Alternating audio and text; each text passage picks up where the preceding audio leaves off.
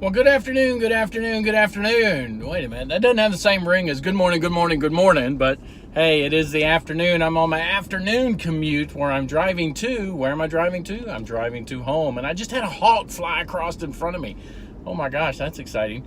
Driving to home today in beautiful Savannah, Rincon area, and it's been a fantastic day. Oh my gosh, the weather was great, no pollen in the air, blue sky. Not a single cloud in the sky. It's just been an amazing day. Temperature's right, nice breeze blowing. It was just a great day. And work was fulfilling as well. And that's what I want to talk about today. Fulfillment, driving to fulfillment. That is what I'm doing today on my Drive to podcast, where we talk about things that we're driving to fulfillment, driving to success, driving to happiness, whatever it is that you're driving to, we can talk about it here and build each other up, uplift people.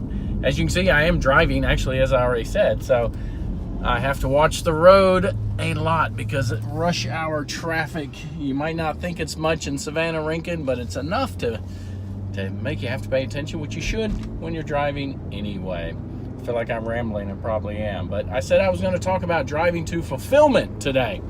Driving to happiness and fulfillment. And the reason that's on my mind is I've had the opportunity very recently, and I phrased it that way on purpose because it was an opportunity to go to some celebration of life services by two fantastic ladies. I mean, they're great ladies. And to hear what their family and friends said about them during this celebration of life was just inspiring. It was amazing. You know, some of the things I knew about them, and then there's other things I didn't know about them, and it was just wonderful to hear about everything that they did and who they touched and who they inspired just by being on this planet. Some of the things weren't anything they specifically did. It was just because they were here, listened, talked, offered advice. Just an amazing description of these ladies and what they did. And then after that, as you know, a rapper in LA named Nipsey Hussle, that wasn't his real name. His real name is something I can't pronounce because he was from Eritrea in East Africa. My wife could pronounce it because that's her area of the world. But she was watching his celebration of life service. And again, the amazing things that you heard about this man. He's 33 years old. And you say, oh, he's a rapper. But he was so much more than that. He took care of people. He inspired people, not just here in this country, but in Eritrea as well, or Eritrea, or however you want to say it. But the whole time, you know, it was a 3-hour service, 4-hour service, and my wife would keep saying, I wonder if he knows. I wonder if he knows. I wonder if he knew the impact he had and all the things that people say. And we got talking about the two ladies that services we attended, and then this guy. And I said, you know, it's a shame, and I think this every time I come home from a service, it's a shame that we can't say those things to people when they're alive. And maybe some people do, but in general, you sit there and like, oh my gosh, that's a lot of stuff that this person did that you never knew about. And some of these people you're close to, obviously, you're going to their services, and you just, again, wonder, does the person know that? So it made me think, you know, we need to do that. We need to tell people why they're on this planet, you know, what they do for us, what impact they have on our life, what positivity they give to us, what fulfillment and happiness they give to us. And my wife goes, well, you know, what keeps us from doing that, some people are very good at that, other people are not. And she goes, well, what keeps some people from doing that is they have a hard time expressing their emotion, but once that person passes away, that emotion flows out.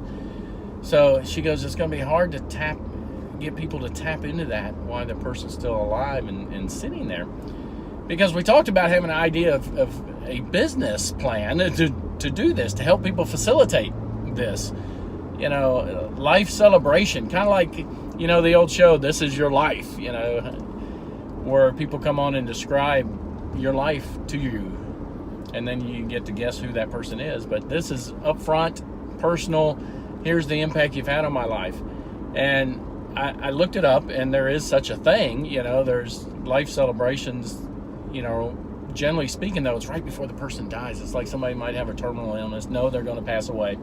And so they put this on because they have time to plan it. But what if we just did it, every day without any kind of service behind it, any kind of business behind it, but also as a business, say, hey, let's celebrate people's lives when they're 25, when they're 18, when they're 45, when they're 85, when they're just every single day, and put on a celebration of life while they're still there. I challenge everybody to do that. Not run the business, but just to do it in their everyday life. Even if it's a letter. Oh my gosh, what's a letter? There's people that's probably listening that's never sent a letter in their lives. But a letter is more personal than an email or a text.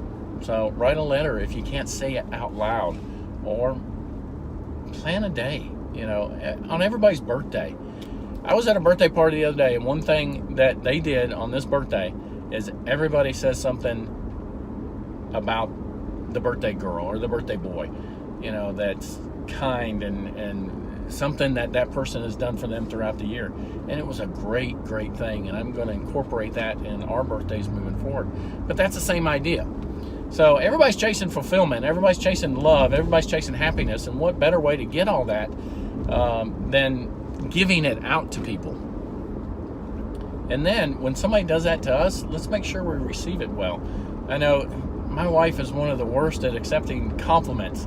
Not that she accepts them in a bad way, but she just doesn't believe. She goes, no, that's not me. But she is one of the most special people I know, and the impact she has on so many people is amazing. And when people do tell her that, she doesn't accept it well, and I wish she would. And she knows it. We just talked about it not long ago. And so the other side of this driving to fulfillment and celebration of life celebration events, is make sure that when somebody does it to you, you accept it well. So I believe I rambled enough on this commute today in beautiful Savannah-Rincon area of Georgia. So I'm going to close it now, and I hope the message touched your heart a little bit. Not the message itself, but the thought behind the message. I hope it touched your heart so that you can help fulfill people, help fill people up, help touch their hearts, help let them know why they're still on the planet, what impact they have on your life. So driving to fulfillment and happiness today, that was my drive. Wherever you're driving to, I hope it's safe, and I'll talk to you later.